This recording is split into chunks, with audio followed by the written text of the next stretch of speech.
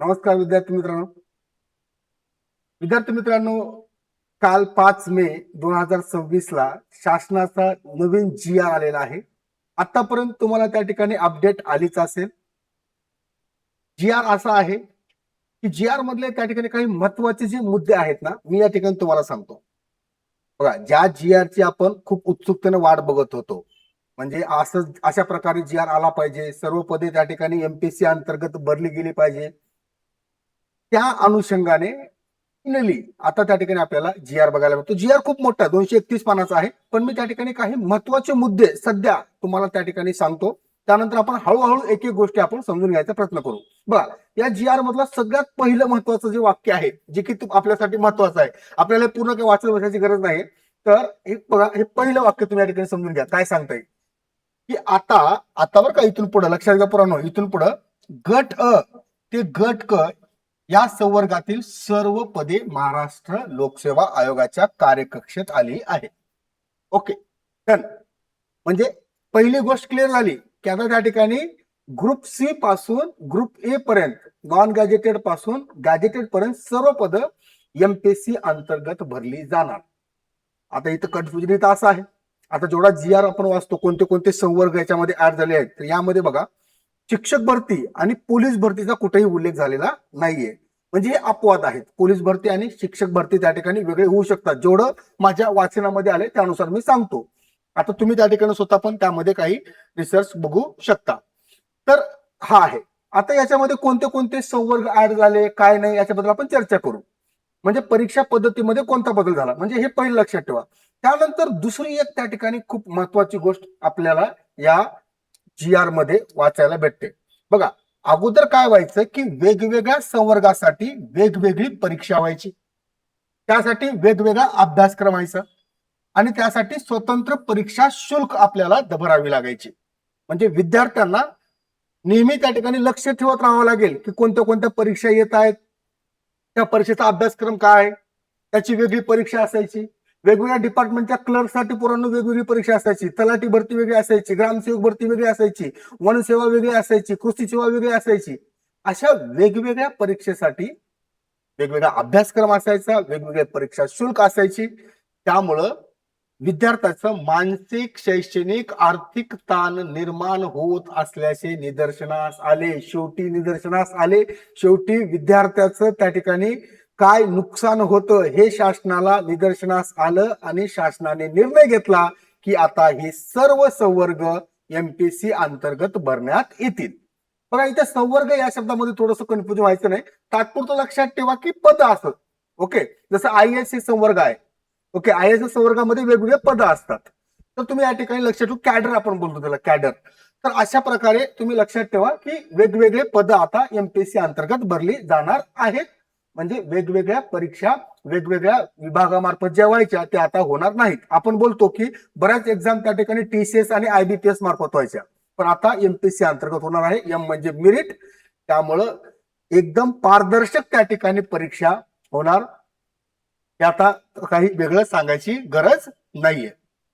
मग यामध्ये आणखी कोणत्या महत्वाच्या गोष्टी आपल्याला इथे लक्षात घ्यायचं आहे की अगोदर बघा, आता हे बाकीच्या गोष्टी आपण बघा कोणते, म्हणजे त्या ठिकाणी काय बदल झाला नेमका, की परीक्षा योजनेचे विस्तारीकरण कशा प्रकारे त्या ठिकाणी परीक्षा योजनेमध्ये बदल झालाय. बदल झाला म्हणण्यापेक्षा बदल हा शब्द न वापरता त्या ठिकाणी हे मोठं प्रमाण झालेलं आहे, विस्तृत प्रमाण झालेलं आहे, याच्यामध्ये अनेक पद ऍड झालेले आहेत असं आपण बोलू शकतो. बघा, तर आता आपल्याकडे MPSC म्हणलं की 3 एक्झाम फेमस आहेत. एक कोणती, MPSC राज्यसेवा नागरी सेवा परीक्षा, म्हणजे group A group B gazetted, आणि दुसरी असते group B exam non gazetted, आणि तिसरी एक्झाम आहे ग्रुप C. मग इथे लक्षात ठेवा, हे तीन तीन एक्झाम तर आपल्याला माहिती आहेत. कोणते कोणते एक्झाम आहेत, तर MPSC ची एक्झाम MPSC ग्रुप A आणि B ची गॅजेटेड पदासाठी म्हणजे राजपत्रित, आणि दुसरा आहे त्या ठिकाणी MPSC कंबाईंड ग्रुप B, त्याच्यानंतर MPSC कंबाईंड त्या ठिकाणी ग्रुप C. या एक्झाम आपल्याला माहिती आहे. मग या एक्झाम मध्ये म्हणजे ही जी एक्झाम आहे, ही जी परीक्षा पद्धती आहेत, याच्यामध्येच त्या ठिकाणी वेगवेगळे संवर्ग ऍड करण्यात आलेले आहेत असं इथं आपल्याला दिसतं. बघा, की बघा इथं महाराष्ट्र नागरी सेवा राजपत्रित गट अ आणि गट ब याच्यामधील संवर्ग. बघा पहिला मुद्दा आहे की विद्यमान सेवेत अधिक संवर्ग समाविष्ट करण्यात आलेले आहे. म्हणजे आता जे एमपीएससी ची गॅजेटेड एमपीएससी ग्रुप बी बरं का, राज्यसेवाची जी एक्झाम होते, तर राज्यसेवेमध्ये जी विद्यमान सेवा आहेत, विद्यमान सेवा किती आहेत एमपीएससी मध्ये सध्या 6 विद्यमान सेवा आहेत. तर या विद्यमान 6 सेवेमध्ये अधिकचे संवर्ग त्या ठिकाणी काय करण्यात आलेले आहे, समाविष्ट करण्यात आले. सध्या आपण कोणाबद्दल बोलतोय, महाराष्ट्र नागरी सेवा राज्यपत्रित परीक्षेबद्दल. तर इथं काय सांगितलं बघा, 6 सेवा कोणत्या कोणत्या आहेत तुम्हाला माहिती असतील किंवा नाही. बघा तर लोकसेवा आयोगामार्फत सध्याच्या सेवा कोणत्या आहेत, तर स्टेट सर्व्हिस आहे. त्यानंतर अभियांत्रिकी सेवा आहे, त्यामध्ये सिव्हिल इंजिनियर आहे, मेकॅनिकल आहे, इलेक्ट्रिकल आहे, म्हणजेच अभियांत्रिकी सेवा आहे, राज्य सेवा आहे. त्याच्यानंतर कृषी सेवा आहे, अन्न व औषध प्रशासन सेवा आहे, महाराष्ट्र वन सेवा आहे, त्यानंतर लिगल मेट्रोलॉजी सर्व्हिस आहे. या एकूण त्या ठिकाणी 6 सेवा आपल्याला अगोदरच्या बघायला भेटतात.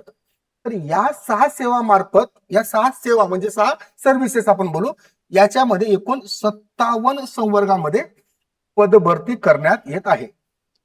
म्हणजे एकूण त्या ठिकाणी विद्यमान कशा प्रकारचं आहे आपण सांगतो की 57 आहेत, 57 संवर्ग आहेत. तर या 6 सेवामध्ये 46 संवर्गाचा नव्याने समावेश करण्यात येत आहे. म्हणजे अगोदरची जी राज्यसेवेची परीक्षा व्हायची त्यामध्ये आपण असं बोलू की एकूण संवर्ग किती होते, 57, त्याच्यामध्ये आणखी किती ऍड झाले, 46. म्हणजे असं बोलू शकतो आपण राज्यपत्रित गट अ गट ब अंतर्गत एकूण 103 संवर्गाचा समावेश करण्यात येत आहे. म्हणजे अगोदरचे 57 आणि आता त्यामध्ये किती ऍड झाले, 46 संवर्ग ऍड झाले. म्हणजे एकूण या ठिकाणी 103 संवर्ग. म्हणजेच काय झालं की स्कोप वाढला पोरांनो. म्हणजे एकच परीक्षा आणि त्या ठिकाणी आता जागा काय निघणार, जास्त निघणार. हे समजतं तुम्हाला. हा पहिला मुद्दा तुम्ही या ठिकाणी समजून घ्यायचा आहे. आता दुसरं बघा, आता या ठिकाणी दुसरा मुद्दा काय आहे, दुसरा मुद्दा लक्षात घ्या. दुसरा मुद्दा, ओके एकच मिनिट, एक मिनिटामध्ये आपण दुसरा मुद्दा. अगोदर काय बघितलं आपण पहिल्या सुरू बघितलेला आहे. या ठिकाणी पुढे गेलो, राज्य सेवा. हा, तर सध्या ज्या सेवा समाविष्ट आहेत, विद्यमान सेवेत अधिकचे संवर्ग समाविष्ट करणे. अगोदर त्या ठिकाणी 57 होते, त्यामध्ये 46 ऍड झाले. म्हणजे त्या ठिकाणी एकूण 103 झाले. आता पुढचा मुद्दा असा आहे की महाराष्ट्र नागरी सेवा राज्यपत्रित गट अ गट ब मध्ये नव्याने निर्माण करण्यात आलेल्या सेवा. हा मुद्दा समजून घ्यायचा प्रयत्न करा. पहिलं त्या ठिकाणी एकूण 6 सेवा होत्या. म्हणजे आपण बघितलं ना, कृषी सेवा आहे, प्रशासकीय सेवा आहे, त्यानंतर आपलं इंजिनिअरिंग आहे, मेट्रोलॉजी आहे. या एकूण 6 सेवा होत्या. 6 सेवामध्ये त्या ठिकाणी एकूण 57 संवर्ग होते. या 57 संवर्गामध्ये एकूण 46 संवर्ग नव्याने ऍड करण्यात आले. हे नव्याने ऍड करण्यात आले. एकूण झाले त्या ठिकाणी 103 संवर्ग. म्हणजे सध्या ज्या 6 सेवा आहेत याच्यामध्ये 46 संवर्ग ऍड झाले. हे पहिला मुद्दा. आता दुसरा मुद्दा आहे का की महाराष्ट्र नागरी सेवा राजपत्रित म्हणजे एमपीएससी ची जी एक्झाम जी आहे, तर group A group B non gazetted मध्ये नव्याने निर्माण करण्यात आलेल्या सेवा. म्हणजे ह्या 6 सेवा अगोदर आहेत. आता याच्यामध्ये त्या ठिकाणी आणखी काही नवीन सेवा त्या ठिकाणी निर्माण करण्यात आलेल्या आहेत. तर एकूण किती नवीन सेवा निर्माण करण्यात आलेल्या आहेत आणि एकूण किती संवर्ग आपल्याला ऍड करण्यात आले बघा. इथं तेवढाच मुद्दा बघायचा. तर इथं बघा, नागरी सेवामध्ये हे वाक्य या ठिकाणी बघा, महाराष्ट्र लोकसेवा आयोगामार्फत भरती करण्यात येणाऱ्या महाराष्ट्र नागरी सेवा राजपत्रित गट अ गट ब मधील 6 सेवा व्यतिरिक्त, पहिल्याच्या ज्या 6 सेवा होत्या त्याच्या व्यतिरिक्त 18 नवीन सेवा निर्माण करण्यात येत आहेत. म्हणजे अगोदरच्या 6 सेवा याच्या व्यतिरिक्त नवीन सेवा किती, 18. म्हणजे पोरांनो विचार करा की त्या ठिकाणी किती जास्त स्कोप आता आपल्याला बघायला भेटतो. आणि 18 नवीन सेवांमध्ये विविध प्रशासकीय विभागातील एकूण 93 संवर्गाचा समावेश करण्यात आलेला आहे. समजतं? म्हणजे अगोदरच्या ज्या 6 सेवा होत्या, 6 सेवामध्ये सुरुवातीचे जे काही संवर्ग होते त्याच्यामध्ये एकूण आणखी नवीन ऍड झाले, ते झाले एकूण 103 संवर्ग. त्याच्यानंतर त्या ठिकाणी 18 नवीन सेवा तयार केल्या आणि 18 नवीन सेवामध्ये त्या ठिकाणी 93 संवर्ग काय झाले, ऍड झाले. म्हणजे स्कोप ग्रुप बी चा सुद्धा आता काय झालेला आहे, वाढताना आपल्याला बघायला भेटतो. ओके, आता नवीन कोणत्या कोणत्या सेवा आहेत या ठिकाणी बघा, की अंतर्भूत करण्यात आलेल्या संवर्ग याबाबतचा तपशील परिशिष्ट 4 ते 21 मध्ये आहे. आपण थोडक्यामध्ये पुढे ते पण बघू. आता हे झालं एमपीएससी राज्यसेवा या परीक्षेबद्दल. आता सगळे जे वाट बघताय ग्रुप बी आणि ग्रुप सी चं काय आहे, तर आता आपण या ठिकाणी ग्रुप बी ग्रुप सी मध्ये कशा प्रकारचे विस्तारीकरण झालेलं आहे हे आपण बघू. इथं बघा, गट ब अराजपत्रित आणि गट क संवर्ग. तर इथं काय सांगितलेलं आहे की सध्या स्थितीला महाराष्ट्र लोकसेवा आयोगामार्फत घेण्यात येणाऱ्या ज्या काही पद आहेत, पीएसआय, एसटीआय, एएसओ असेल, सब रजिस्ट्रार असेल आणि ग्रुप सी चे एक्साइजचे परीक्षा असेल, क्लर्क असेल, टॅक्स असिस्टंट असेल, हे पद वगळता बाकी सगळे जे पद होते ग्रुप बी आणि ग्रुप सी चे, हे सर्व पदाची भरती प्रक्रिया संबंधित प्रशासकीय विभागाकडून स्वतंत्रपणे केली जाते. म्हणजे वेगवेगळ्या डिपार्टमेंट करून त्या ठिकाणी एक्झाम व्हायची. पण आता शासन निर्णय असा म्हणतोय, शासनाचा निर्णय असा आहे बाबांनो, की 18 जुलै तारीख आहे, 18 जुलै 2024 रोजीच्या शासन निर्णयानुसार गट ब अराजपत्रित गट क मधील संवर्गाची पदभरती महाराष्ट्र लोकसेवा आयोगाकडून करण्यास मान्यता देण्यात आलेली आहे. Okay, fine. म्हणजे अगोदरचे जे काही त्या ठिकाणी पदभरती ग्रुप बी आणि ग्रुप सी मध्ये व्हायची, याच्या व्यतिरिक्त जे वेगवेगळ्या डिपार्टमेंटद्वारे वेगवेगळ्या विभागाद्वारे स्वतंत्र ग्रुप बी आणि ग्रुप सी ची एक्झाम व्हायची, ती आता महाराष्ट्र लोकसेवा मार्फत होणार आहे, एमपीएससी मार्फत होणार आहे. याच्यामध्ये कोणताही त्या ठिकाणी शंका करण्याची गरज नाहीये. ओके, तर या ठिकाणी पुढचं बघू शकतो आपण. इथं आणखी एक गोष्ट आहे की गट ब अराजपत्रित गट क मधील संवर्गाच्या कामकाजाचे स्वरूप 2 प्रकारचं आहे. एक आहे प्रशासकीय, त्याचबरोबर तांत्रिक. म्हणजे इथं आपल्याला ग्रुप बी आणि ग्रुप सी चं 2 गट बघायला भेटतात. एक प्रशासकीय काम आहे आणि दुसरं आहे तांत्रिक. म्हणजे जे टेक्निकल जे काही एक्झाम्स असतात अशा प्रकारे इथं आपण 2 गोष्टी बघायला भेटतात. तर एक आहे प्रशासकीय, दुसरं आहे तांत्रिक. तर भरती प्रक्रिया एक समान आणि कार्यक्षम होण्यासाठी गट ब राज्यपत्रित गट क संवर्गाच्या कर्तव्य व जबाबदाऱ्या विचारात घेऊन काय करण्यात आलं बघा, तर प्रशासकीय स्वरूपाचे बघा 2 आहेत. म्हणजे आता इथे समजून घ्या तुम्ही, ग्रुप बी आणि ग्रुप सी. ग्रुप बी आणि ग्रुप सी मध्ये आता काय राहील, टेक्निकल राहील, म्हणजे तांत्रिक असेल. आणि त्याचबरोबर आपल्याला काय बघायला भेटेल, प्रशासकीय सेवा आहेत, तांत्रिक आणि प्रशासकीय. म्हणजे समजा आरटीओ ची एक्झाम आहे, एएमयू आहे, एएमयू काय झालं, टेक्निकल झालं. आणि त्या ठिकाणी आपलं एसटीआय, पीएसआय हे जे आहेत, तर त्या ठिकाणी कोण झाल्या, पीएसआय प्रशासकीय सेवा झाल्या. तर याच्यामध्ये आपण बघू शकता की प्रशासकीय स्वरूपाचे कामकाज असलेल्या 252 संवर्ग पुराण. किती बोलताय, 252. तर 252 संवर्गाचे एकूण 17 गट तयार करण्यात आलेले आहेत. समजून घ्यायचा प्रयत्न करा. या ठिकाणी काय सांगितलेलं आहे, भरती प्रक्रिया एक समान व कार्यक्षम होण्यासाठी गट ब आणि गट क संवर्गाच्या जबाबदाऱ्या लक्षात घेऊन प्रशासकीय आणि तांत्रिक, तर प्रशासकीय स्वरूपाचे कामकाज असलेल्या 252 संवर्गाचे 17 गट तयार करण्यात आले आहेत. म्हणजे याचा अर्थ काय होत असतो की वेगवेगळ्या डिपार्टमेंटचा क्लर्क असेल. ओके, असे वेगवेगळे संवर्ग असतील. तर आता क्लर्क जे आहेत, तर क्लर्कचा एकच गट तयार झाला असं आपण बोलू शकतो. ओके, तर याच्यामध्ये कोणते कोणते पद आहेत किंवा कोणते कोणते संवर्ग आहेत ते 28 ते 44 या परिशिष्टामध्ये नमूद करण्यात आलेले आहेत. ते आपण पुढे बघू की प्रशासकीय स्वरूपाचे जे काम आहे त्यामध्ये 252 संवर्ग आपल्याला बघायला भेटतात. तर त्याचे 17 गट आहेत. त्या 17 गटामध्ये 28 ते 44 28 ते 44 या परिशिष्टामध्ये आहे, ते आपण बघू.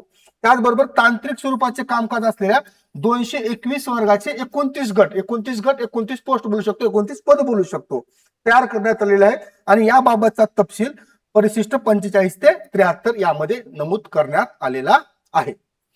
आता आपण जाऊ पोरांनो, इथे लक्षात ठेवा, हे बघा 28 ते 44 मध्ये प्रशासकीय स्वरूपाचे कामकाज असलेल्या 17 गट कोणते आहेत? प्रशासकीय स्वरूपाचे कामकाज असलेले, प्रशासकीय स्वरूपाचे कामकाज असलेल्या 252 वर्गाचे 17 गट. 28 ते 44, 28 ते 44 आपण जर गेलात परिशिष्ट 28 ते 44, ओके, 28 ते 44 आपण डायरेक्ट जाऊ 28 ते 44.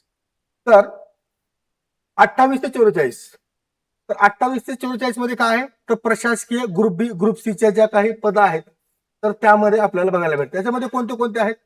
तर या ठिकाणी 28 मध्ये बघा, 28 आहेत अकाउंटंट आहे, अकाउंटंट लेखापाल आहे. त्याचबरोबर ऍडमिनिस्ट्रेटिव्ह आहे, प्रशासकीय आहे.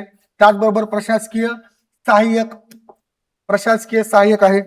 त्याच्यानंतर पुढे बघा कालवा निरीक्षक, कालवा निरीक्षक त्या ठिकाणी पहिलं स्वतंत्र परीक्षा व्हायची, आता त्या ठिकाणी एमपीएससी अंतर्गत होणार आहे. त्याचबरोबर लिपिक, ग्राम महसूल अधिकारी, ग्राम महसूल अधिकारी आता एमपीएससी अंतर्गत, ग्राम महसूल अधिकारी म्हणजे तलाठी आहे. त्यानंतर इन्स्पेक्टर आहे, अन्वेषक आहे, ग्रंथपाल आहे, पोलीस उपनिरीक्षक आहे, संपादक आहे, स्वच्छता निरीक्षक, सॅनिटरी इन्स्पेक्टर, सॅनिटरी इन्स्पेक्टरची एक्झाम सुद्धा स्वतंत्र व्हायची. आता या सर्व एक्झाम, सर्व सेवा, सर्व एक्झाम त्या ठिकाणी एमपीएससी अंतर्गत होणार आहेत. सहाय्यक मत्स्य अधिकारी असेल, वार्डन असेल, सहाय्यक कृषी अधिकारी असेल, दूरध्वनी चालक असेल, या सगळे त्या ठिकाणी जे पद आहेत हे एमपीएससी अंतर्गत भरण्यात येण्यात आलेली आहेत.